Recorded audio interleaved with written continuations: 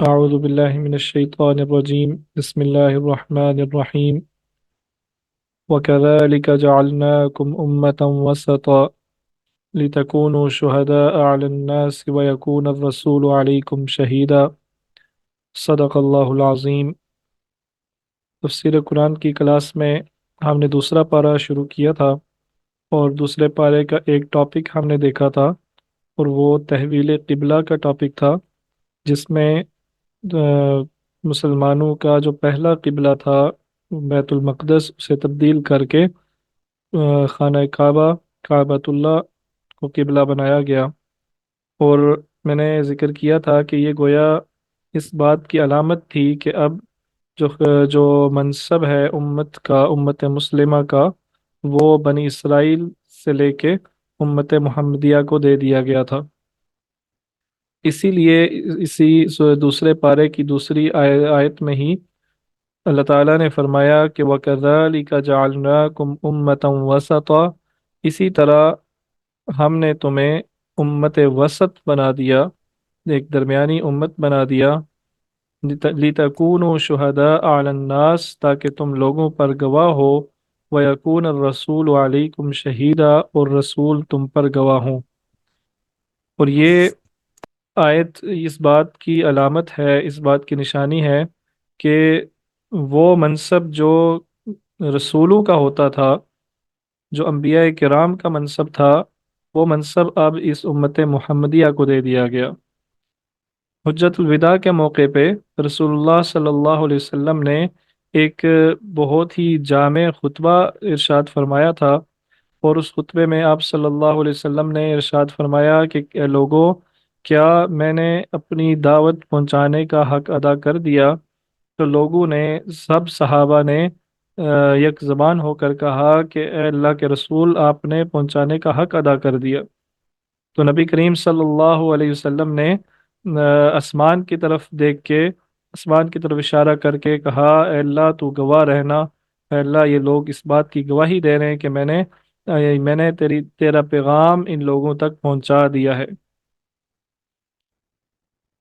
تو نبی کریم صلی اللہ علیہ وسلم پہ اللہ تعالیٰ نے کیا ذمہ داری ڈالی تھی، وہ کیا بوجھ تھا جو نبی کریم صلی اللہ علیہ وسلم کے کندھوں پہ تھا، جو انہیں چین کی نیند سونے نہیں دیتا تھا۔ آپ صلی اللہ علیہ وسلم راتوں کو کھڑے ہوتے تو آپ کے سینے سے ہانڈی کے ابلنے کی آواز آتی تھی۔ آپ صلی اللہ علیہ وسلم اپنی امت کے لیے اس قدر فکر مند تھے کہ آپ چین کی نیند سو نہیں سکتے تھے، یہاں تک کہ اللہ تعالیٰ کو بار بار قرآن کریم میں آپ صلی اللہ علیہ وسلم کو تسلیاں دینی پڑتیں کہ آپ اتنا زیادہ نہ کوڑیں، اتنا زیادہ نہ اپنی جان کو ہلکان کریں۔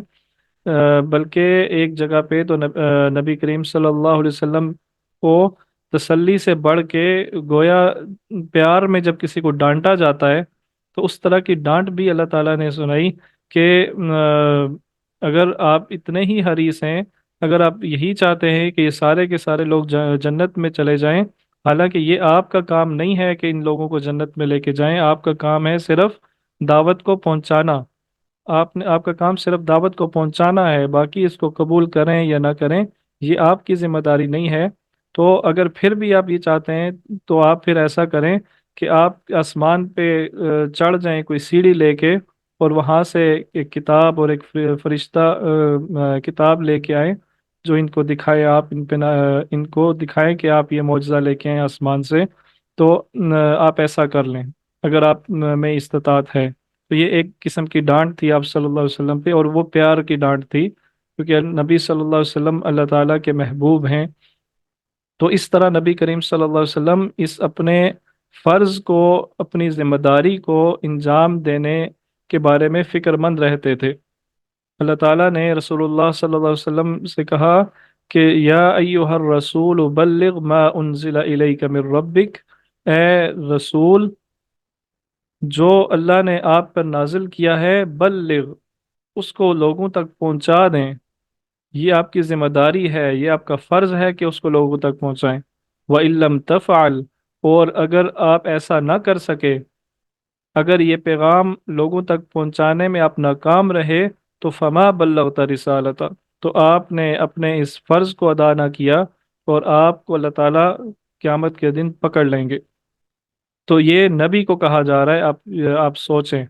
तो यही वो जिम्मेदारी थी, यही वो जिम्मेदारी थी कि एक दफ़ा अब्दुल्ला बिन मसूद रज़ी अल्लाह ताला अन्हु को नबी करीम सल्लल्लाहु अलैहि वसल्लम ने फरमाया कि मुझे कुरान सुनाओ। अब्दुल्ला बिन मसूद ने कहा कि अल्लाह के रसूल, कुरान आप पे नाजिल हुआ है, मैं आपको कैसे कुरान सुनाऊं। अब्दुल्ला बिन मसूद ने कहा कि मुझे दिल कर रहा है कि मैं किसी से कुरान सुनूं, तो मुझे कुरान सुनाओ। तो अब्दुल्ला बिन मसूद रज़ी अल्लाह तआला अन्हु ने सूरह निसा की तिलावत शुरू की।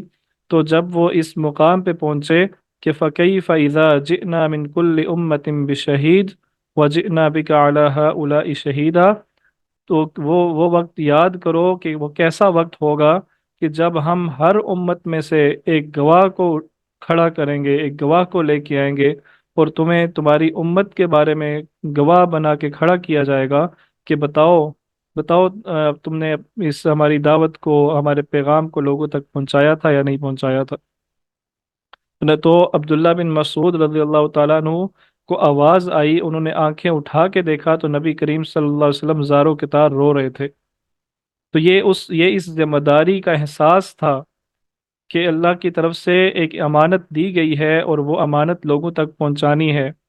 यही वो अमानत थी जो खुतबा हज्जतुल विदा के मौके पे, यही वो नबूवत का बोझ था, नबूवत का भार था, जो खुतबा हज्जतुल विदा के मौके पे नबी सल्लल्लाहु अलैहि वसल्लम ने इस उम्मत के सुपुर्द किया और कहा कि अला फलयुबल्लिग शाहिदा मिनकुमुल गाइब। अब मैंने तो अपनी दावत पहुंचाने का हक अदा कर दिया और तुम इस बात पे गवाह हो। सब लोगों ने मिल के कहा था कि अल्लाह के रसूल, आपने दावत को पहुंचाने का हक अदा कर दिया।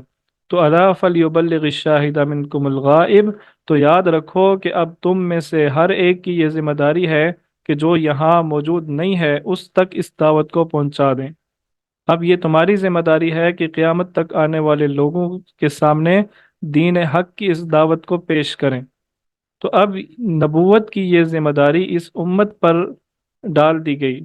इसलिए अब नबी तो हमारे दरमियान मौजूद नहीं है। अब हमारी ये जिम्मेदारी है कि हम उन लोगों तक इस पैगाम को पहुंचाएं जिन तक ये पैगाम नहीं पहुंचा। ये मतलब है इस आयत का कि वकज़ालिका जअलनाकुम उम्मतम वसता, इसी तरह हमने तुम्हें एक दरमियानी उम्मत बनाया बाद में आने वाले लोगों के, और तुम्हारे दरमियान एक वास्ता, तुम्हारी ये उम्मत है कि तुमसे पूछा जाएगा, जैसे नबी से पूछा जाएगा कि उसने सहाबा तक पैगाम पहुंचाया या नहीं पहुंचाया, इसी तरह सहाबा से पूछा जाएगा कि उन्होंने अपनी अगली नस्ल तक ये पैगाम पहुंचाया या नहीं पहुंचाया। इसी तरह हर नस्ल से पूछा जाएगा कि उसने अपनी अगली नस्ल, अपने दौर के लोगों तक ये पैगाम पहुंचाया या नहीं पहुंचाया। तो ये दावत, ये हमारे ऊपर फर्ज है, ये हमारे ऊपर लाजिम है। आपने सूरह असर का तर्जुमा पढ़ा होगा, आपको आप जानते होंगे कि उसमें किस बात का जिक्र है। वल असर, और ज़माने की कसम, इन्नल इंसान लफ़ी खुस्र, इंसान खसारे में है, इंसान बड़ा ही नुकसान में है। इल्लल्लज़ीना आमनू व आमिलुस्सालिहात व तवासौ बिल हक़्क़ि व तवासौ बिस सब्र, सिवाय उसके, हर इंसान खसारे में है सिवाय उसके जो ये चार काम करे। कौन से चार काम? जो ईमान ले आए, सिर्फ ईमान काफ़ी नहीं है। वामिलुस्सालिहात, और नेक अमाल भी करे, सिर्फ नेक अमाल करना भी काफ़ी नहीं है। व तवासौ बिल हक़, और हक की वसीहत करे, हक की नसीहत करे, हक की दावत दे। और सिर्फ हक की दावत देना भी काफ़ी नहीं है, और जब वो हक की दावत देगा तो तो उसके नतीजे में जो मसाइब आएंगे, जो तकलीफ़ें आएंगी, उस पर सब्र करेगा और दूसरों को, अपने दूसरे साथियों को सब्र करने की तलकीन करेगा। ये इंसान जो ये चार काम पूरे करे, वो इंसान इस खसारे से बच सकता है। इसके अलावा हर इंसान खसारे में है। तो ये हमारी जिम्मेदारी है कि हमें अल्लाह ताला ने इस्लाम की नेमत से नवाजा है, तो हम इस नेमत का इजहार करें, हम इस नेमत की गवाही दें। हम गवाही कैसे दे सकते हैं इस नेमत की? ये गवाही दो तरह से हो सकती है। एक गवाही होती है अपने कौल से, अपनी बात से, अपनी जुबान से। इजहार करने के जितने भी तरीके होते हैं उन सब तरीकों से गवाही देना। एक तरीका है कि आप बोल के गवाही दें, आप लिख के वो गवाही दें, आप किसी भी किस्म के मीडिया के जरिए, आप अगर प्रिंट मीडिया के जरिए आपको अल्लाह ताला ने ये सलाहियत दी है, आप लिखते हैं तो आप प्रिंट मीडिया के जरिए दें। आपको अल्लाह ताला ने ये सलाहियत दी है कि आप इलेक्ट्रॉनिक मीडिया इस्तेमाल करते हैं, वसाइल दिए हैं, तो आप उसके ज़रिए से अपने इस दावत की जो आपके पास मौजूद है, इस नेमत की, ये जो आपको अल्लाह ताला ने ये जो आपको अल्लाह ताला ने नेमत दी है दीन की, इस नेमत को आप बयान करें, इसकी गवाही दें। आप सोशल मीडिया के ज़रिए इसकी गवाही दें। ये ये है एक कौली शहादत इसे कहा जाता है। और दूसरा ये है कि आप अपने अमल से इस बात की गवाही दें कि आप इस दीन के पैरोकार हैं, इस दीन पर अमल करने वाले हैं। ऐसा ना हो कि आपके दिल के अंदर तो इस्लाम मौजूद है लेकिन आपके अमाल वो कुफ्र को जाहिर कर रहे हों। ये गोया के इस्लाम के खिलाफ शहादत देने वाली बात होगी। हम अकीदा तो हमारा ये हो कि हम मोमिन हैं, हम मुसलमान हैं, हम अल्लाह ताला के अहकामात को मानने वाले हैं, लेकिन अमल हमारा ये हो कि अपने बेटियों को विरासत से महरूम कर दें, अपनी बहनों को विरासत में हिस्सा ना दें।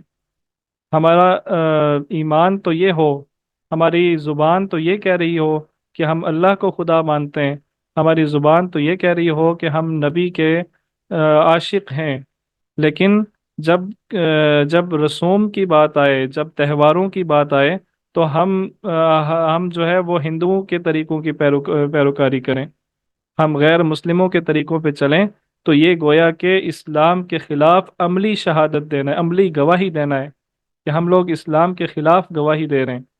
तो हमें इस्लाम के हक में गवाह बनना चाहिए, ना कि उसके खिलाफ। तो ये इस आयत का दूसरे पारे की जो शुरू की आयत हैं उनका मफहूम है। उसके बाद अल्लाह ताला ने जब ये मनसब बनी इसराइल से लेके उम्मत मुहम्मदिया के सुपुर्द कर दिया, तो अब इस दूसरे पारे में अल्लाह ताला ने इस नई बनने वाली उम्मत को हिदायत देनी शुरू की। और इन हिदायत में दूसरे पारे में कुछ अहकामात जो है वो क़िताल के मुतल्लिक़ हैं, जंग के मुतल्लिक़ हैं।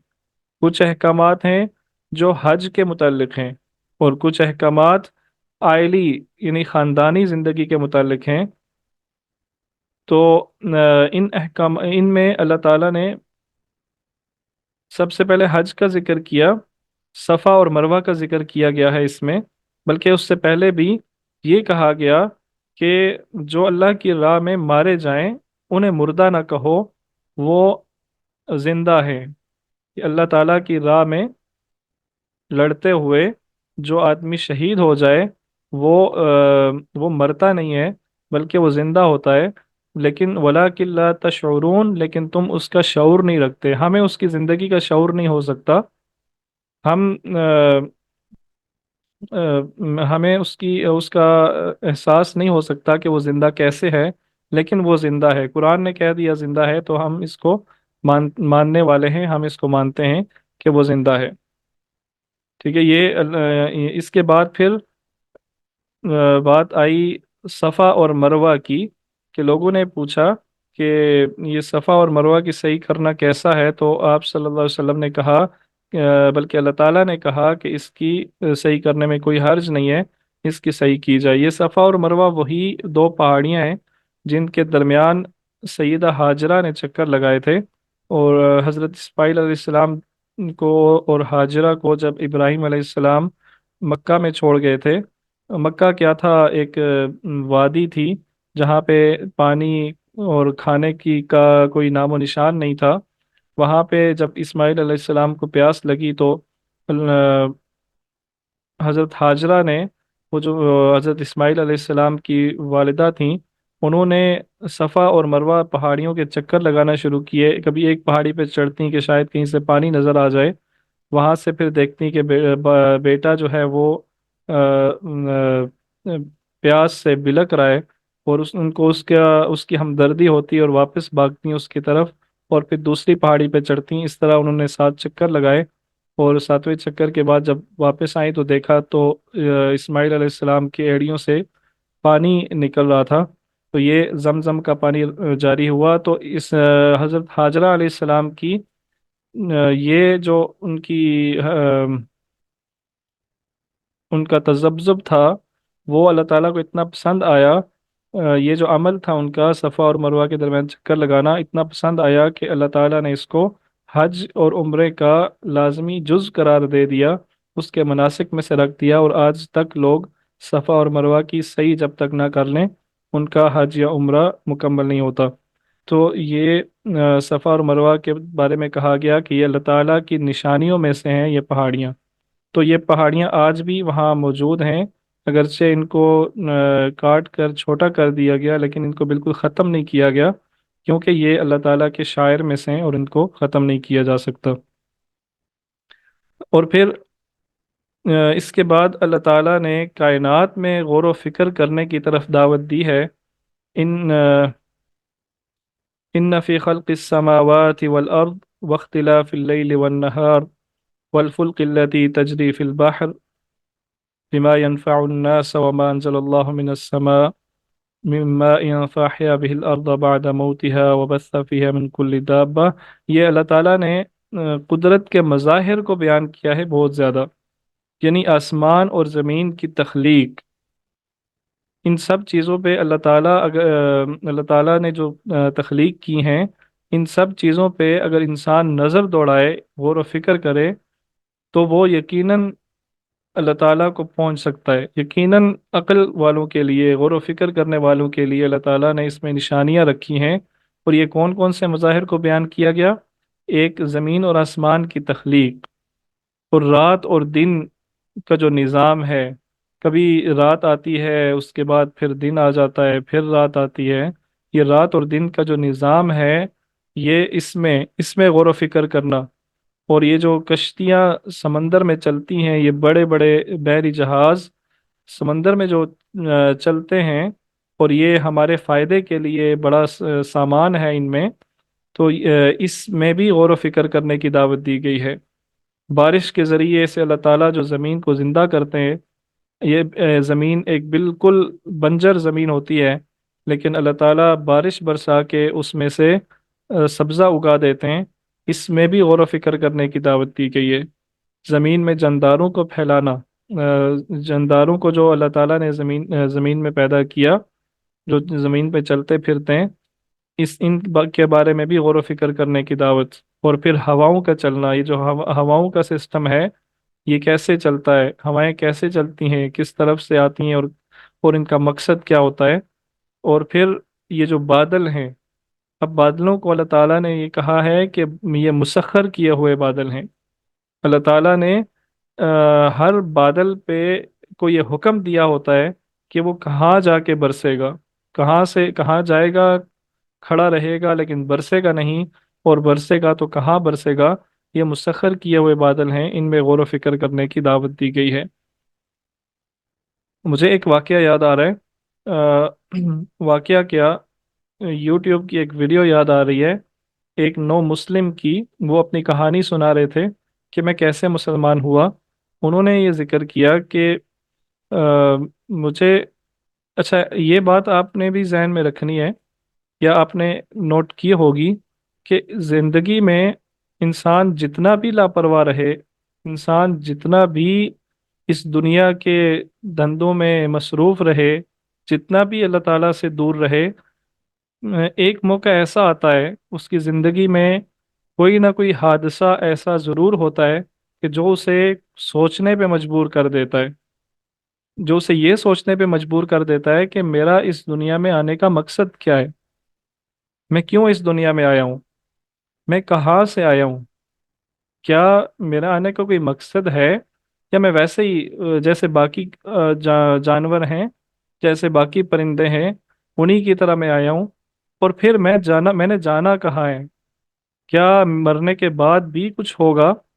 ये बुनियादी सवालात हैं जो हर इंसान के दिल में कभी ना कभी कहीं ना कहीं ज़रूर पैदा होते हैं। और कोई एक वाकया, कोई एक झटका, कोई एक हादसा, कोई एक एक्सीडेंट होता है जो इंसान को ये सवालात सोचने पे मजबूर कर देता है। तो वो आदमी कहने लगा, वो जो नए नो मुस्लिम थे, कोई इंग्लिश मैन था, पता नहीं अब किस कंट्री का होगा। बहरहाल वो कहने लगा कि मुझे वो ये बात कहने लगा कि मेरा ना एक कुत्ता था जो मुझे बहुत प्यारा लगता था, बहुत अच्छा लगता था। आप जानते हैं कि ये अंग्रेज लोग जो हैं वो अपनी औलाद से शायद इतनी ज़्यादा मोहब्बत नहीं करते जितनी अपने पालतू जानवरों से करते हैं। क्योंकि उनका जो फैमिली सिस्टम है वो ऐसा है कि अक्सर औकात, ये नहीं मैं कहता कि हमेशा ही ऐसा होता है, अक्सर औकात वो अपने बच्चों को जब वो बालिग हो जाते हैं तो वो आज़ाद हो जाते हैं, और फिर वालिदैन से उनका कोई ताल्लुक कायम उस तरह नहीं रहता। और फिर जो उन्होंने कुछ कवानीन ऐसे बनाए हुए हैं, उससे बच्चे जो हैं वो अपने वालिदैन को छोड़ ही देते हैं, और वालिदैन आखिर पे ओल्ड एज होम्स जो हैं उसमें चले जाते हैं। तो इससे जो वालिदैन हैं वो क्या करते हैं, फिर वो अपने बच्चों को वो फिर पालतू जानवर रख लेते हैं। बहरहाल बात दूसरी तरफ चली जाएगी। तो वो कहने लगा कि मेरा कुत्ता था, उसका एक्सीडेंट हुआ और वो मर गया। तो मुझे उसका बहुत ज़्यादा सदमा हुआ, और मैं ये सोचने पे मजबूर हो गया कि कि हमारा इस दुनिया में आने का मकसद क्या है। और फिर मैं मज़हब के बारे में मैं बिल्कुल बेदीन था, मुझे मज़हब से कोई लेना देना ही नहीं था। लेकिन फिर मैं ये सोचने पे मजबूर हुआ, और मैंने मुख्तलिफ मज़ाहिब की तरफ रुजू किया कि कहीं से मुझे इसका जवाब मिल जाए। तो मैंने हिंदुइज़्म को पढ़ा, मैंने बुद्धिज़्म को पढ़ा, मैंने चाइना के शिंटोइज़्म को पढ़ा, मैंने मुख्तलिफ दीगर मज़ाहिब देखे, क्रिश्चियनिटी, जुडाइज़्म, वो सब कुछ देखा। और फिर मुझे कहीं से कोई तसल्ली बख्श जवाब नहीं मिला। तो मेरा एक दोस्त था, तो उससे मैंने इस बात का जिक्र किया, तो वो कहने लगा कि तुमने इस्लाम से का जवाब मांगा है, ये इस्लाम में इसका जवाब देखा है अपने इस इन सवालात का? वो तो मैं बड़ा हैरान हुआ कि वो तो इस्लाम मुसलमान तो दहशतगर्द होते हैं, जैसा कि दुनिया में एक व्यू पॉइंट ऑफ व्यू बना हुआ है मुसलमानों के बारे में। तो वो कहने लगा कि तुम देखो तो सही, एक दफ़ा किसी से पूछो तो सही। तो बहरहाल इन शॉर्ट ये कि वो एक मस्जिद में गया, एक इमाम से मिला, उसने उसको एक कुरान का नुस्खा दिया, इंग्लिश में कुरान दिया। और कुरान पढ़ने हम क्या करते हैं, किसी गैर मुस्लिम के हाथ कुरान लग जाए तो हम कहते हैं कि उसकी तौहीन हो गई है कुरान की। ठीक है, कुरान की बेअदबी हो जाती है, किसी गैर मुस्लिम के हाथ कुरान लग जाए तो उसकी बेअदबी हो जाती है कुरान की। यही तस्वर है ना हमारा। तो वो इमाम साहब ने उसको कुरान दिया इंग्लिश में, इंग्लिश ट्रांसलेशन के साथ, और वो साहब कहने लगे कि मैंने कुरान को पढ़ना शुरू कर दिया रात को, रोज़ रात को मैं पढ़ता था, और मैं सोचता था कि अब मुझे कहीं से कोई गैब से कोई इशारा आएगा, और मुझे पता चल जाएगा कि इस्लाम हक है। लेकिन हर रात को मैं कुरान खोलता पढ़ता और कोई इशारा ना मिलता, तो मायूस होकर मैं कुरान बंद करके रख देता। तो एक दिन मैं थक गया, और मैंने कहा कि बस ये आखिरी दिन है। आज अगर मुझे कोई निशानी नज़र ना आई, आज अगर मुझे गैब से कोई इशारा ना आया, मुझे कोई रोशनी नज़र ना आई, तो मैं इस्लाम कबूल नहीं करूँगा, मैं इसको छोड़ दूंगा। तो वो कहते हैं कि मैंने कुरान को पढ़ना शुरू किया, इसको जो ही खोला, तो जो पहली आयत मेरे सामने आई, उसका तर्जमा कुछ यूं था कि क्या हमने तुम्हारे इर्द गिर्द, तुम अपने इर्द गिर्द नज़र दौड़ाओ, क्या हमने पहले ही तुम्हें इतनी निशानियां नहीं दिखा दी? तुम अपने नफ्स के अंदर देखो, यानी अपने अंदर देखो, तुम अपने इर्द गिर्द देखो, तुम्हें कितनी निशानियां चाहिए, क्या हमने तुम्हें पहले ही इतनी ज्यादा निशानियां नहीं दिखा दी? तो वो कहते हैं कि बस इस आयत का पढ़ना था कि गोया कि इस्लाम मेरे अंदर दाखिल हो गया, और अगले ही दिन मैंने मस्जिद में जाके इस्लाम कबूल कर लिया। तो ये गौर व फिक्र करना। इस वाक़े से हमें दो सबक मिलते हैं। एक तो ये कि अपने इर्द गिर्द, अपने माहौल और ख़ुद अपने जिस्म के अंदर गौर व फिक्र करने से हमें अल्लाह ताला की मारिफत हासिल होती है, हमें हक नज़र आता है। और दूसरी बात ये कि हम लोग गैबी इशारों के इंतज़ार में रहते हैं, हम लोग मौजज़ों के इंतज़ार में रहते हैं, हम लोग करामात के इंतज़ार में रहते हैं। हमें जो कोई करामत दिखा दे हम कहते हैं कि बस यही हक है। तो याद रखिए कि सबसे बड़ी करामत ये कुरान करीम है। नबी करीम सल्लल्लाहु अलैहि वसल्लम का जो सबसे बड़ा मोजज़ा था वो कुरान करीम था। बाकी सारे अम्बिया के मोजज़े ख़त्म हो गए हैं, नबी करीम सल्लल्लाहु अलैहि वसल्लम का ये मोजज़ा आज भी ज़िंदा है और हमारे दरमियान मौजूद है। हम इस कुरान को छोड़ के और मोजज़े तलाश करते हैं, हम कुरान करीम को छोड़ के और ज़िक्र व अज़कार तलाश करते हैं।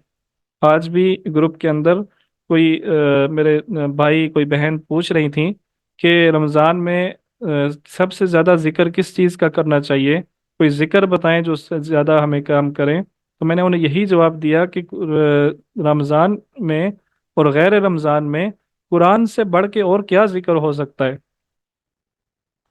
हम कुरान की अजमत से, कुरान के मकाम से वाकिफ़ ही नहीं हैं। मुझे दिल कर रहा है कि मैं इसी के बारे में कुछ बात कर लूं, क्योंकि ये जो हमारी क्लासेस हैं इन इसमें मेरा टारगेट ये नहीं है कि हम रमज़ान में कुरान करीम को मुकम्मल करेंगे, बल्कि हमारा टारगेट ये है कि हम जो भी पढ़ेंगे उसको समझेंगे। तो अब बात आ गई है तो मैं आपको कुरान की अजमत के बारे में बता देता हूँ कि कुरान करीम अल्लाह ताला का कलाम है। जैसे अल्लाह ताला की बाकी सिफ़ात है ना, अल्लाह ताला सुनने वाले हैं, अल्लाह ताला की जितनी भी सिफ़ात हैं, अल्लाह ताला की सिफ़ात में कोई दूसरा उनका शरीक नहीं है। अल्लाह ताला जैसे सुनते हैं इस तरह कोई और ज़ात नहीं सुन सकती।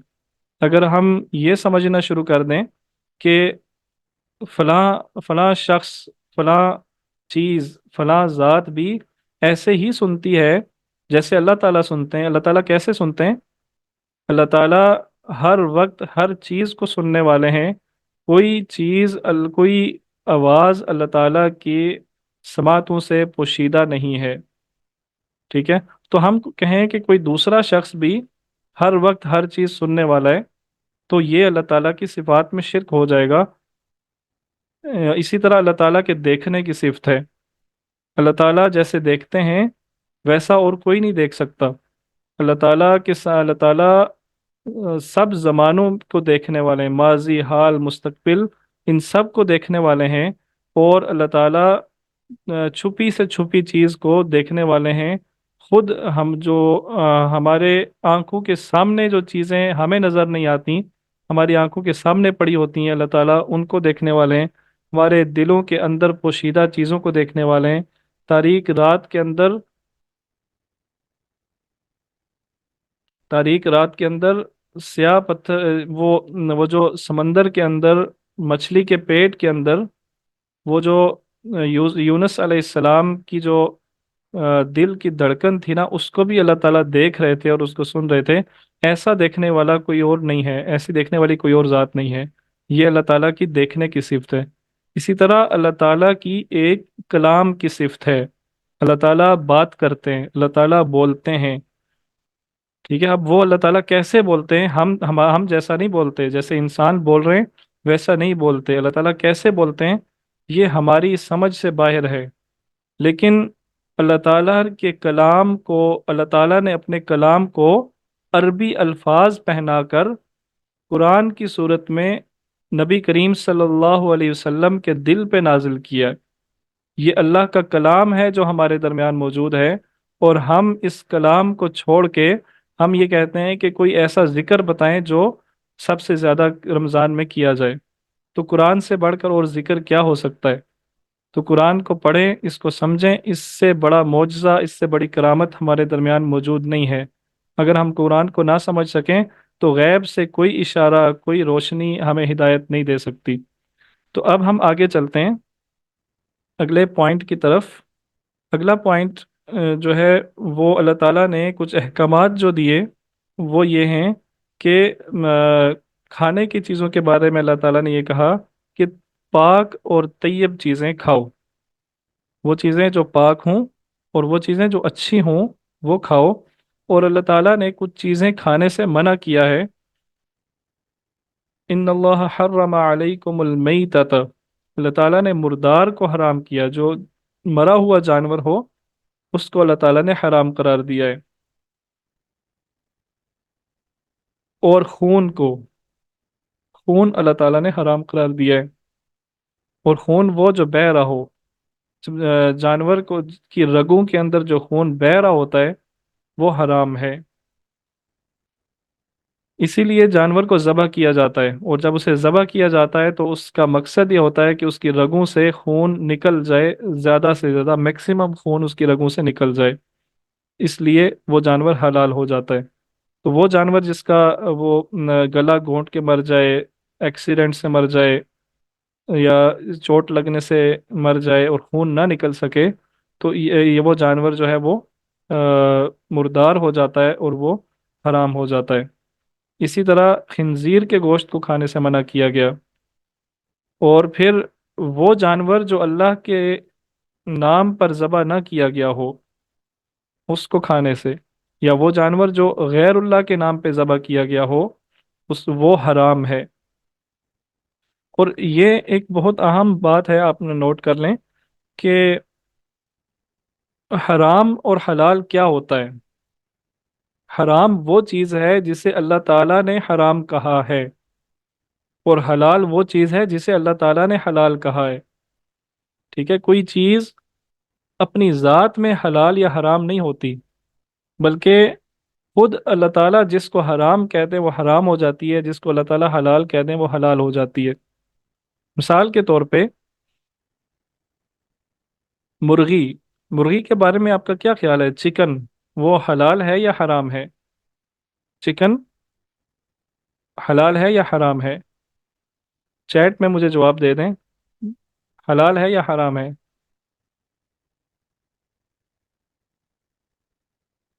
اگر آپ سن رہے ہیں، آپ کو میری آواز آ رہی ہے؟ جی حلال ہے۔ تو کیا خیال ہے، اپنے پڑوسی کا چکن پکڑ کے ذبح کر کے اس کو کھا لیں تو یہ حلال ہے یا حرام ہے؟ یہ چکن حلال ہوگا یا حرام ہوگا؟ یہ یقیناً حرام ہوگا، ٹھیک ہے، حالانکہ ہے تو چکن، قرآن نے یا شریعت نے اس کو حلال کہا ہے، لیکن اب یہ حرام ہو گیا، ٹھیک ہے۔ حرام مال کما کے، رشوت لے کے، اگر ہم یہ کہیں کہ ہماری صورتحال کیا ہے، ہماری حالت کیا ہے کہ گدھے کا گوشت کھانا ہم جائز نہیں سمجھتے، حرام سمجھتے ہیں۔ ہم میں سے بعض لوگ اتنے متقی اور پرہیزگار ہیں کہ باہر کے ریسٹورنٹ میں وہ نہیں کھاتے بیف، باہر کے ریسٹورنٹ میں جا کے بیف کی کوئی چیز نہیں کھاتے۔ کیوں؟ کیونکہ ہو سکتا ہے کہ یہ انہوں نے گدھا ذبح کر کے ڈال دیا ہو، لیکن وہ حرام کما کے، رشوت کے مال سے، سود کے مال سے، دھوکہ بازی سے کمائے ہوئے مال سے وہ جاتے ہیں کسائی کے پاس، اپنے سامنے اسے کہتے ہیں کہ مرغا ذبح کرو یا کوئی بکرا ذبح کرو، اور میرے سامنے اونچی آواز سے بسم اللہ پڑھو، اونچی آواز سے اللہ کا نام لو، اور صحیح شریعت کے مطابق ذبح کرو، اور مال اسے کون سا دیتے ہیں؟ حرام کا مال دیتے ہیں۔ تو کیا وہ حلال ہو جائے گا؟ نہیں، وہ حلال نہیں ہوتا۔ تو یہ یاد رکھیں کہ حلال وہ ہے جس کو اللہ نے حلال کہا ہے، اور حرام وہ ہے جسے اللہ نے حرام کہا ہے۔ تو یہ سب چیزیں حرام ہیں، اور جو چیزیں حلال ہیں ان کو بھی حلال مال سے کمانا، حلال مال سے خریدنا، اور پھر اس کو کھانا، تب یہ حلال ہوتا ہے۔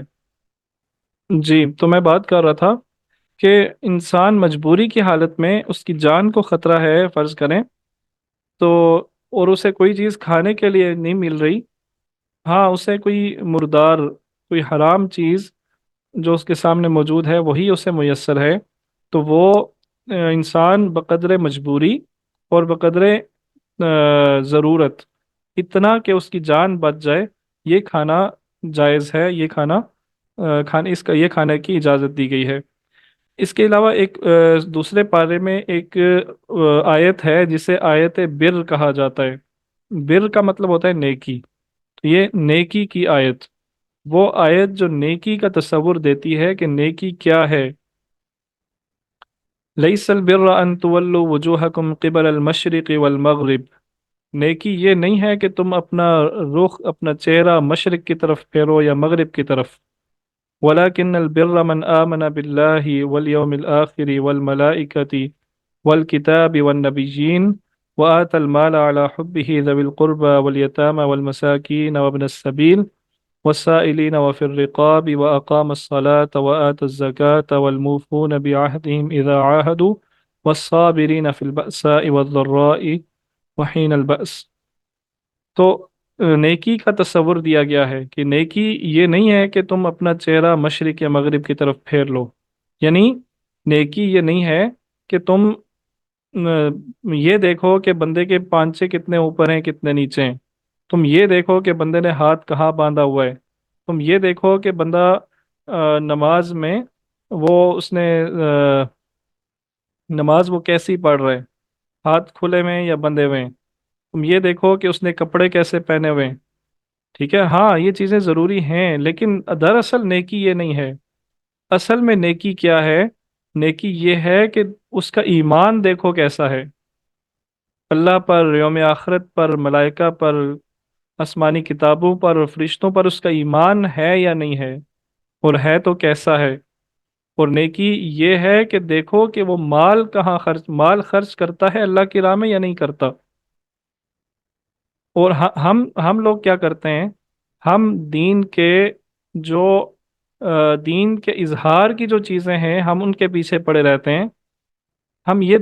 हम जो मैंने कुछ मिसालें जिक्र की हैं, हम उसके पीछे पड़े रहते हैं। तो फलां ने जो है वो कपड़े ऐसे पहन लिए, फलां ने सजदा ऐसे कर दिया, फलां ने मस्जिद ऐसे बना दी, फलां ने किबले से थोड़ा सा रुख इधर कर दिया। आपने ख़वातीन तो नहीं, अपने से कोई मर्द हजरात शामिल हैं तो उनको पता होगा कि हमारे यहाँ ये एक बड़ा मसला रहता है कि मस्जिद में जो मस्जिद बनी है उसकी सफ़ों का रुख किबले की तरफ है या नहीं।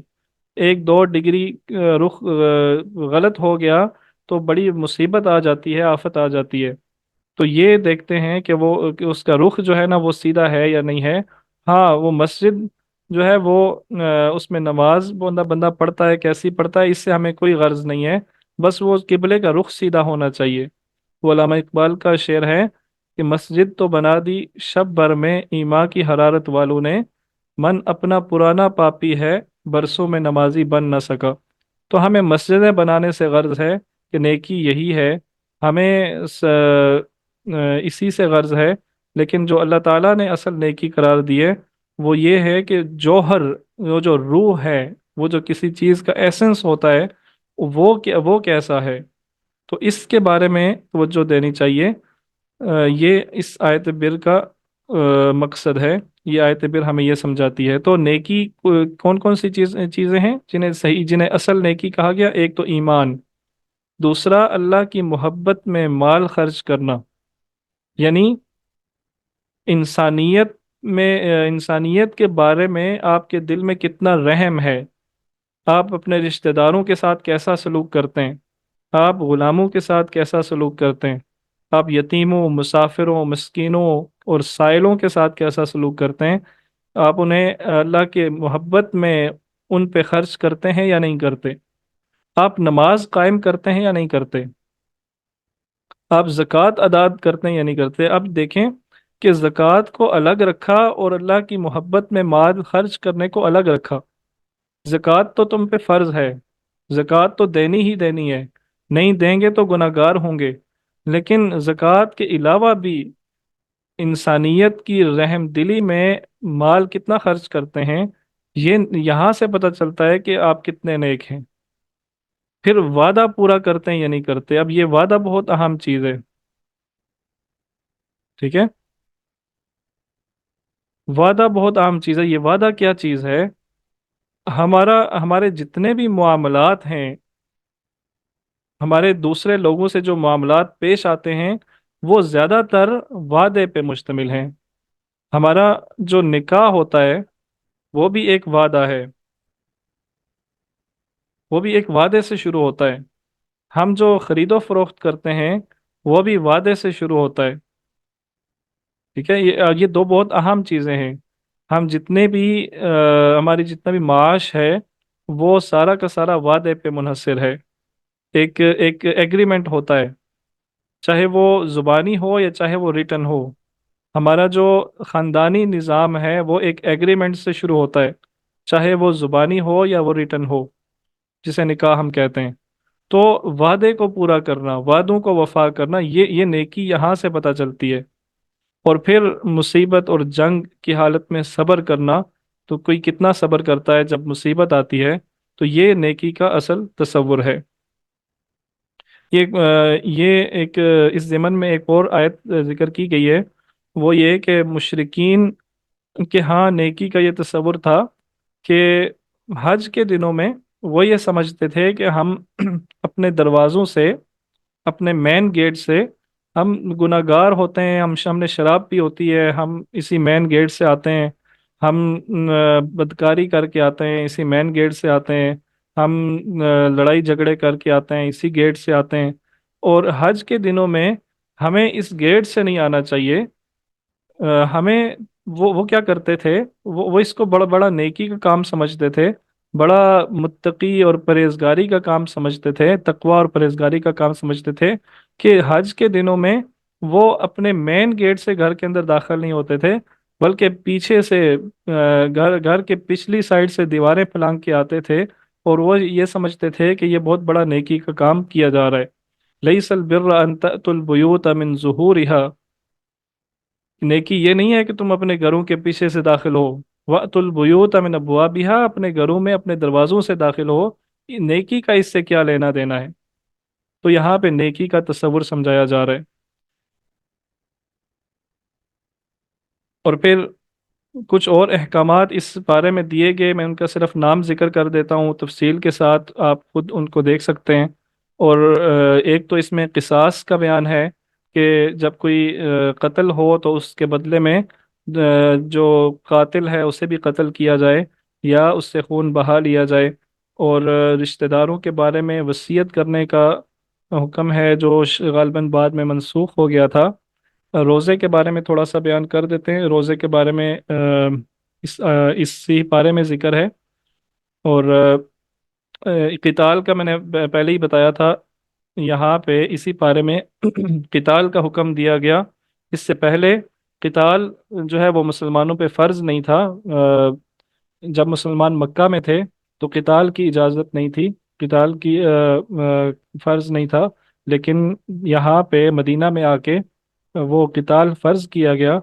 کتب علیکم القتال وہو کرہ لکم، تم پہ قتال فرض کیا گیا ہے، چاہے وہ تمہیں کتنا ہی ناگوار کیوں نہ گزرے۔ تو قتال فرض کیا گیا، اس کے کچھ احکامات ہیں، اور پھر مرتدین کی سزا ہے، پھر عورتوں کے کچھ خاص مسائل کا اس میں ذکر ہے، عدت کے مسائل کا ذکر ہے، اور رضاعت، بچوں کو دودھ پلانے کے مسائل کا ذکر ہے، طلاق کے مسائل کا ذکر ہے۔ اور پھر اس میں طلاق کے مختلف اقسام ہیں۔ ان چیزوں کے احکامات اس بارے میں بیان کیے گئے ہیں۔ روزے کے بارے میں پورے قرآن میں ایک ہی رکوع ہے جس میں تفصیل کے ساتھ ساری چیزیں بیان کر، مطلب جتنا بھی قرآن میں روزے کے بارے میں اگر آپ دیکھنا چاہیں تو وہ ایک ہی جگہ پہ آپ کو ملے گا، دوسرے پارے میں وہ آتا ہے جو آج ہم پڑھ رہے ہیں۔ تو روزے کے بارے میں اللہ تعالیٰ نے کیا فرمایا کہ کتب علیکم الصیام کما کتب علی الذین من قبلکم لعلکم تتقون، یا ایہا الذین آمنوا کتب علیکم الصیام، اے لوگو تم پر روزے فرض کیے گئے ہیں جیسا کہ تم سے پہلے لوگوں پر فرض کیے گئے تھے، تاکہ تم پرہیزگار بنو، تاکہ تم بچ سکو، تاکہ تم تقوی اختیار کرو۔ تو روزے کے بارے میں اور تقوی کے بارے میں نے آپ سے گروپ میں شیئر کی تھی دو ویڈیوز جو 5-5 منٹ کی ہیں، جس سے آپ کو صوم کا مطلب کیا ہوتا ہے اور تقوی کا کیا مطلب ہوتا ہے وہ آپ کو بڑی اچھی طرح سمجھ آ جائے گا۔ اگر آپ نے وہ ویڈیوز نہیں دیکھی تو ان کو ضرور دیکھیں، اور اگر آپ کو نہ ملیں تو آپ بتائیں، میں ان کا لنک دوبارہ شیئر کر دوں گا۔ تو روزہ फ़र्ज़ किया गया। और रोज़ा क्या है? हमें रोज़ा हमें एक ट्रेनिंग देता है। 12 महीनों में अल्लाह ताला ने एक महीना हमारी ट्रेनिंग के लिए रखे हैं, और ये ट्रेनिंग हमें ये सिखाती है कि तुमने अल्लाह की इताअत कैसे करनी है। जिस अल्लाह की इताअत में तुम खाना पीना छोड़ देते हो, उसी अल्लाह की इताअत में तुम बाकी सारे महीनों में सिर्फ थोड़ी सी चीज़ें हैं अल्लाह ताला ने जिन्हें हराम कहा है, बस उनको छोड़ दो, बाकी जो जी चाहे करो। अब हमारे यहाँ रोज़े का भी एक बड़ा अजीब तस्वुर है। आज मैं मार्केट में गया तो एक बच्चा बैठा हुआ था। बच्चा तो नहीं, खैर बालग ही था। तो उससे मैंने पूछा रोज़ा रखा है? उसने बोला जी रखा है। नमाज का वक्त हुआ तो मैं नमाज के लिए चला गया, वापस आया तो वो वहीं बैठा है। मैंने उससे पूछा नमाज पढ़ी है? वो कहता है नहीं पढ़ी। तो मैंने उससे कहा कि तुमने रोज़ा क्यों रखा है? वो कहता है रमज़ान है, रोज़ा रखना चाहिए। तो मैंने कहा किसने कहा है कि रोज़ा रखो? कहता है अल्लाह ने कहा है। मैंने कहा जिस अल्लाह ने ये कहा है तुम रोज़ा रखो, उसी अल्लाह ने ये कहा है कि नमाज पढ़ो, तो नमाज क्यों नहीं पढ़ते? अब देखें ये कितना अजीब तस्वुर है ना हमारा। हम एक बंदा रोज़ा रख के वो फेसबुक पे, टिकटॉक पे वो बदनजरी करता है, गैर महरमों को देखता है, वो नामुनासिब वीडियोस देखता है। तो उससे कोई पूछे कि तुमने रोज़ा क्यों रखा है, वो कहेगा कि रोज़ा रखना चाहिए, रोज़ा फ़र्ज है, अल्लाह ने कहा है कि रोज़ा रखो। तो उससे उससे ये पूछना चाहिए, या उससे खुद ये सोचना चाहिए, या अगर हम में से कोई ऐसा करता है तो उसे ये सोचना चाहिए कि जिस अल्लाह ने ये कहा है कि तुम पानी पीना छोड़ दो, तुम सुबह से शाम तक पानी पीना छोड़ दो, तुम्हें इंतहाई भूख लगे, तुमने एक लुकमा नहीं खाना, तो जिस अल्लाह के हुक्म पे तुम इतना इतना इतनी बड़ी कुर्बानी दे सकते हो, उस अल्लाह के हुक्म पे तुम ये नहीं कर सकते कि तुम ये ये फहश किस्म की वीडियोस, ये गैर महरमों की वीडियोस देखना छोड़ दो, तुम ये नहीं कर सकते। तो ये है हमारा रोज़े का तसव्वुर, और रोज़ा हमें यही सिखाता है कि अल्लाह ताला की इताअत कैसे करनी है। तो जो लोग ऐसा करते हैं, नबी करीम सल्लल्लाहु अलैहि वसल्लम ने कहा कि रोज़े की हालत में जो आदमी रोज़ा रख के झूठ बोलना ना छोड़े, गीबत करना ना छोड़े, बदनज़री करना ना छोड़े, ये मैं आपको उस हदीस का मफ़हूम बता रहा हूँ। बिल्कुल एग्जैक्ट अल्फाज ये नहीं है। तो कि जो आदमी रोज़ा रख के ये काम करना ना छोड़े, तो अल्लाह ताला को उसके भूखे और प्यासे रहने की कोई ज़रूरत नहीं है। अल्लाह ताला को क्या लगे, अल्लाह ताला के हाँ कोई लोड शेडिंग नहीं है उसकी खुराक की, रिज्क की कोई कमी नहीं है अल्लाह ताला के हाँ। अल्लाह ताला को इससे तुम्हारे भूखे प्यासे रहने से कोई गर्ज नहीं, अगर तुम रोज़ा रख के झूठ बोलना ना छोड़ो, धोखा देना ना छोड़ो। तो ये है रोज़े रोज़े का मकसद। और फिर एक और आयत है, शहरु रमज़ान अल्लज़ी उन्ज़िल फ़ीहिल कुरआन, कि रमज़ान का महीना ये वो महीना है जिसमें कुरान नाजिल किया गया। रमज़ान को कुरान से एक ख़ास निस्बत हासिल है। तो हमें रमज़ान के अंदर कुरान करीम को ज़्यादा से ज़्यादा पढ़ने की और उसको समझने की कोशिश करनी चाहिए। अल्लाह ताला से दुआ है कि हमें जो कुछ मैंने कहा उस और आपने सुना, उस पर हम सबको अमल करने की तौफीक अता फरमाए। अब अगर आपका कोई क्वेश्चन है तो आप पूछ सकते हैं, चैट में भी पूछ सकते हैं और चैट के अलावा भी पूछ सकते हैं। जी ये मरियम इमरान बहन ने हाथ खड़ा किया हुआ है, आप कुछ पूछना चाहती हैं? अस्सलाम वालेकुम। वालेकुम सलाम। जो आपने कहा है कि चिकन के बारे में कि चिकन हलाल है कि हराम है, इसको जरा क्लियर कर दें। जी चिकन या कोई भी, ये तो मैंने एक बतौर मिसाल कहा था ना, कोई भी हलाल चीज़ वो तब हलाल होती है जब उसको हलाल पैसों से खरीदा जाए, हलाल पैसों से कमाया जाए। हम चिकन हलाल फी नफ्स ही वो अपने ज़ात में वो हलाल है, लेकिन अगर हम उसको चोरी करके खाएं तो क्या वो हलाल होगा? नहीं हलाल होगा। हम उसे हराम की कमाई से खरीद के खाएं तो क्या वो हलाल होगा? नहीं हलाल होगा। ठीक है। मेरी बात करने का ये मकसद था, कहीं ऐसा ना हो कि आप ये समझना शुरू कर दें कि चिकन हराम है। ऐसा बिल्कुल नहीं है। तो आपको बात समझ आ गई है ना? हाँ जी, आ गई है। हाँ, तो हम क्या करते हैं, मेरी बात कहने का ये मकसद था कि हमारी कमाई सारी हराम की है। फर्ज करें, ठीक है, मैं एक ऐसी जगह काम करता हूँ जहाँ पे सूदी कारोबार होता है, सूदी लेन देन होता है।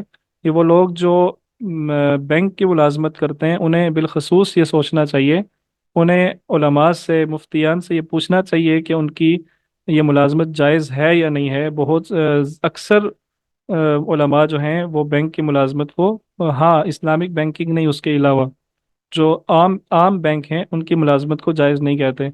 या कोई भी ऐसी मुलाजमत जहाँ पे हराम का लेन देन होता है।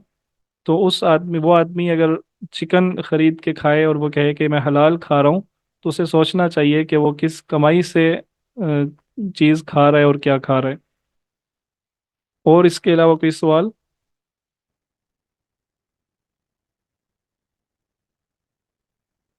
जी ठीक है, आप अगर आपको कोई सवाल हो तो आप ग्रुप में भी पूछ सकते हैं, क्लास के बाद भी। ठीक है, तो इंशाल्लाह कल की क्लास में मिलते हैं। आज हमारा दूसरा पारा अल्हम्दुलिल्लाह कंप्लीट हो गया है। कल की क्लास से हम तीसरा पारा शुरू करेंगे। अस्सलाम वालेकुम वरहमतुल्लाहि वबरकातुहू।